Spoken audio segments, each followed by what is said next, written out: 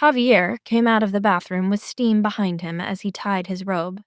His damp hair stuck to his forehead. He grabbed a towel and dried his hair as he walked into the living room. On the sleek leather sofa sat a striking woman who crossed her long legs elegantly.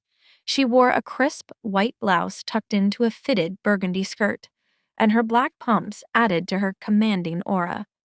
On the outside, she looked like a refined aristocrat, but beneath that polished look was Carmen Calderon, one of the highest-ranking agents in the International Intelligence Bureau. Javier paused mid-step and narrowed his eyes slightly. "Carmen, when did you get back?" She set down the folded newspaper she'd been holding and looked up with a faint smirk. "Just now. Your son is adorable, by the way." Javier raised an eyebrow, the corner of his mouth twitching. "I'm waiting for you to say, like father, like son." Rising gracefully, Carmen moved to the bar and poured 2 glasses of red wine. She handed one to Javier, keeping the other for herself. "Well, Max has never thrown a steel-tipped dart at me. At least not yet," she said, swirling the wine in her glass. Javier chuckled, taking a sip. "You walked in front of the dartboard. What did you expect?" She held the wine glass firmly with her pale, delicate fingers. "It hit my forehead. I had to yank it out myself. I was 8. Javier sprawled onto the leather couch with easy confidence. "We were 8, and it didn't even scar. If anything, it made you who you are today." Carmen's smirk returned, sharp and knowing. "You give yourself far too much credit, brother." The playful atmosphere shifted as Javier set his glass down, his gaze hardening. "I heard Nightblade enters the country tomorrow." Nightblade, Philippe Fierro, once the infamous leader of a mercenary group, now an international power broker with influence rivaling that of entire nations. His arsenal and military strength were said to rival national armies, and his reputation for ruthlessness was cemented when he assassinated Spain's Minister of Defense. No politician dared to cross his path ever since. Carmen's grip on her glass tightened ever so slightly, her composure intact. "The U.S. Security Department has made thorough arrangements. I'll personally meet him." "You remember what happened 7 years ago," Javier said, his tone darkening. "Many of his men died at your hands. Tomorrow won't be without risk." Draining her glass, Carmen's voice remained calm, though her eyes flickered with the weight of her resolve. "Neither side will dare to escalate. There's too much at stake. Your task is to determine his purpose for coming. No need for confrontation," Javier instructed, his voice steady and deliberate. Carmen nodded, turning to the view outside, her mind already racing through contingencies. "I know what to do." She set her empty glass on the bar and prepared to leave. As she reached the door, she glanced back. "By the way, a young woman called earlier. I told her to call back in 10 minutes. Javier raised an eyebrow, his expression unreadable. Picking up his phone, he saw the missed call, and a small smug smirk tugged at his lips. "So she hasn't entirely forgotten about me." Carmen's tone grew contemplative. "Amelia, that's my nephew's mother, isn't it?" "Yes," Javier replied curtly. Carmen's expression turned thoughtful. "Gustavo Sans is ready to enact the marriage alliance. Dad is worried the window might close if you stall and a more enticing offer lands on Gustavo's desk. Are you stalling, Javi?" Javier's gaze sharpened, his tone dismissive. "Go to bed, Carmen." Trusting her brother's judgment, Carmen nodded and left without another word. Alone once more, Javier picked up his phone. He leaned back on the couch, his fingers gliding over the screen, waiting for it to ring. 10 minutes passed, then 20, The hush of the room grew louder, and his patience waned. His jaw tightened with each glance at his silent phone. Finally, with a sharp exhale, he lost his last shred of patience and took his phone over to the room where Max was. Max heard the bedroom door creak open and peeked out from under the covers.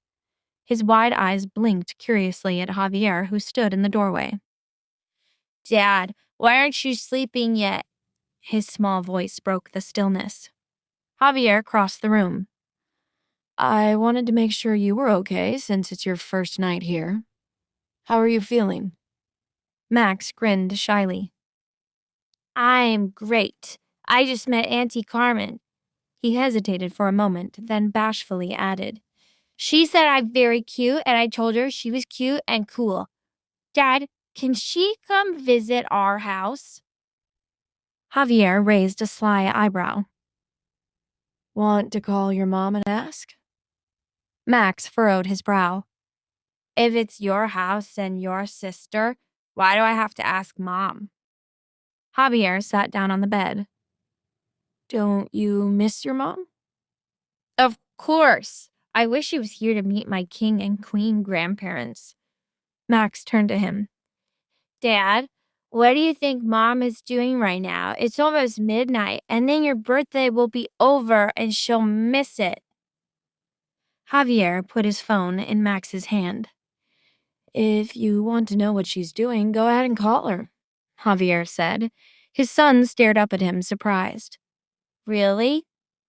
I can call her now, and it's not too late?"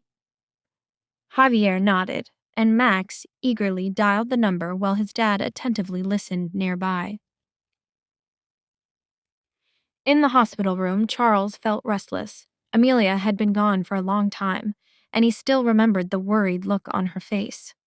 He lay in bed, unable to move because of his injuries, and felt useless. Just as he was about to call a nurse to check on her, a phone vibrated on the bedside table. The name flashing on the screen stopped him cold. Future husband. There it was again. He'd seen that contact come up the day she was sick in his bed, but her phone died before he could find out who it was. His chest tightened as he wondered who her future husband was. Was it Thomas? Prince Calderon? Or a whole other guy he didn't know about? He hesitated. Then, almost without thinking, his thumb slid across the screen and the call connected. "Hello? Mom, where are you?" Charles blinked as relief flooded him at the sound of her son's voice. It was just Max. He exhaled quietly, and his heart settled. Charles finally spoke. "Hi, Max. I'm not Amelia. This is Charles." Max's little brain spun for a moment. "Charles? You're my Auntie Sophie's boyfriend?" "Oh, well, yes, but not anymore. Now I'm just your mom's friend." "Where's my mom?"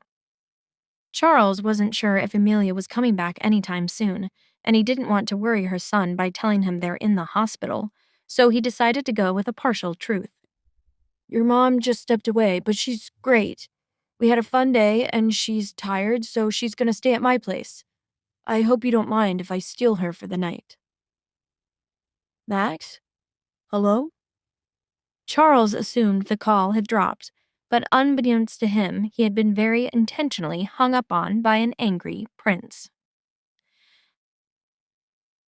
Back at the Calderon house, Max looked up at his dad.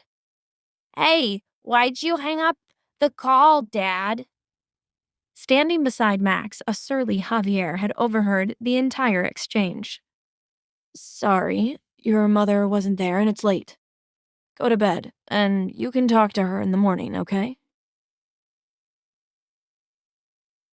As Javier left his son's room, a dark storm brewed over his face. He returned to the living room where he stood by the fireplace, his hand tightening around his wineglass as he stared with fury into the flames. God damn it.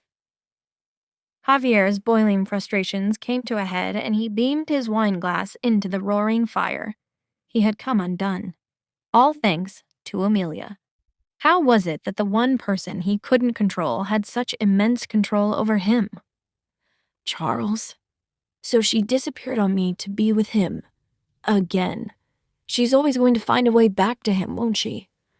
With Sophie out of the picture, it seems Amelia finally decided who she wants. And it's him. To find out what happens next, download the Pocket FM app in the next minute to get free access to all episodes of The Royal Accident for free.